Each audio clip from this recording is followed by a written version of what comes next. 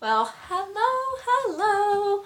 I am teacher Courtney. I am with VIPKid. And what happens if your child wakes up while you're teaching?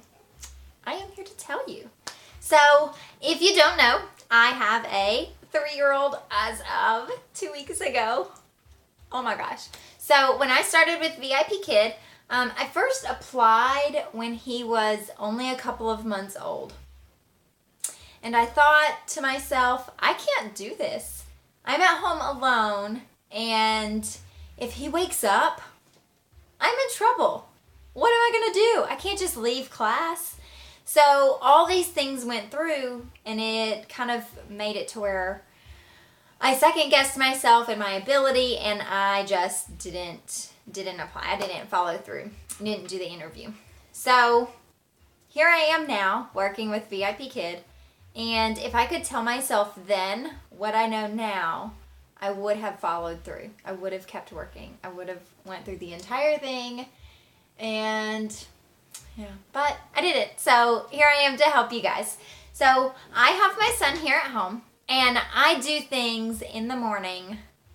So I didn't always teach later into the morning. So I never teach nights, and I don't teach weekends. So I work Monday through Friday from 5 a.m. until 9 a.m. On Tuesdays and Thursdays, it's a little different, only for this semester because I am teaching a ground class and I have to leave home early. So that is the only exception there. But it wasn't always a late schedule. I usually only taught maybe 4, maybe 5 classes in a row. So I had to work my way up to teaching 8 classes in a row. And it wasn't the easiest, but it wasn't the hardest. So if you think about it, 4 or 8 classes a day is very part-time. It's 4 hours a day. 8 classes a day is only 4 hours a day. So it's very part-time. But I'm still making almost if you think about it, it's very close to a full-time wage with what I'm working and the hours, and it's just so crazy.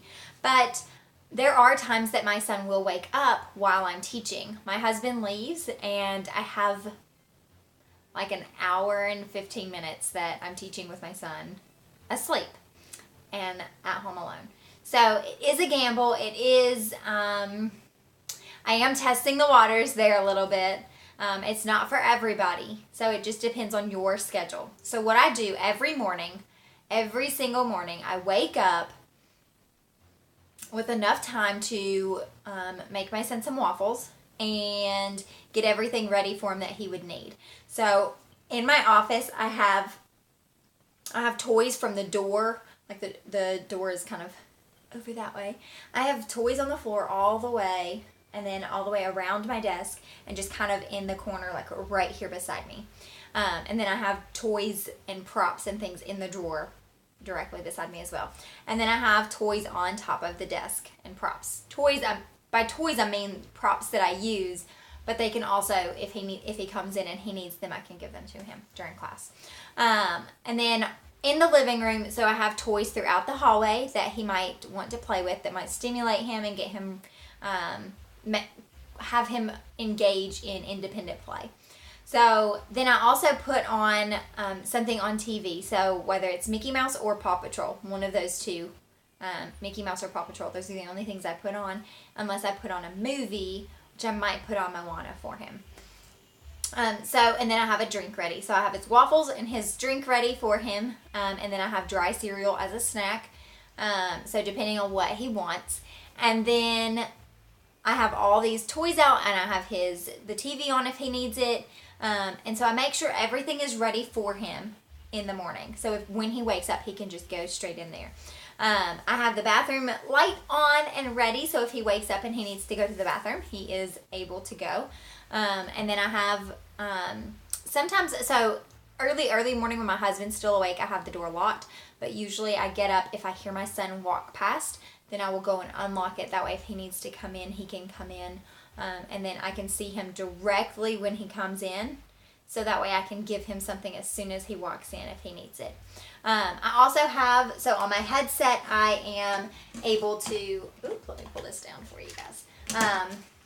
I have some gaming headsets, so I can turn off the microphone. So if my son is in here, I can turn that off, and that way they don't hear him. And then I have it maneuvered in here, so if he were to go behind me while I'm on screen, I can shift in a way that they wouldn't see him behind me. And that way he can't get up onto my lap, and they can't see him on the screen. He's actually coming in right now. You can hear him. But that is what it's like teaching with your littles at home. You may have to schedule breaks in there. So if you have to schedule a break in your morning, if you think you might need to nurse or feed or change your baby, then you might need to schedule breaks in there. And you would just kind of have to play around with it. Maybe wake up one day. You got it? He's wanting my stuff off the desk. So if you decide, oh, there he is, peep little Gavin. But if you decide that you are going with it, if you have a newborn at home, what I might suggest is schedule yourself or wake up like you would if you were teaching, and then just kind of see how that schedule is. So if you're going to teach from 5 until 7, or let's say 5 until 8, and then you want to take a break in there, so you might teach from 5 until 6:30 and then take a break and then teach the rest. So you might sit in your office and see what it's like to either have your infant in here in like a bassinet and see what it's like for that, or if you were to have them outside, right outside, and you have like a monitor so you could see them and see what's happening with them. So that might be a big suggestion. So test it out a little bit, test the water, see what it's like scheduling and how your baby does with it. If you have older kids, it's easier because you can tell them if my door is shut, or if they can read, you can even have like a sign on the door that says I am teaching or I'm not teaching, come in, so you have to play around with it, what works in your schedule, but and with your family and the kids that you have and their ages and their development. But I fully believe you can do this with kids at home.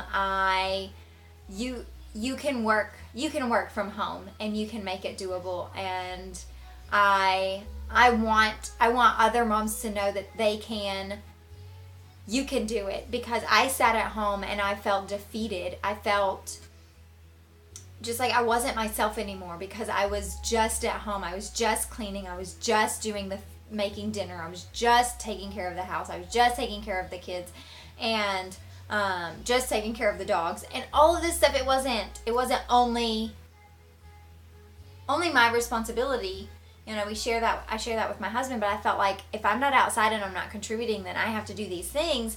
But then who am I? So I lost that, and I want so badly to help other parents, other stay-at-home parents, or those of you that are run down at work. I want you to find something that works for you, and this has been mine. This has been my blessing. And if I can share that with another mom, with another person, with another dad, then that's what I want to do. So it is very doable with kids at home. Very, very doable. I do it with my 3-year-old, and he has now become a rock star. When he sees the door is shut, most of the time, first thing in the morning, he knows I'm teaching. So I can hear him knock and say, good morning, or he'll knock and he'll say, I'm Gavin, and he'll just keep going. Or he'll just sit and listen. He doesn't always come in.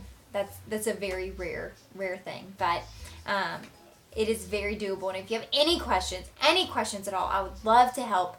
I would love to answer those and just kind of help you find where you fit with teaching at home. Until next time, guys.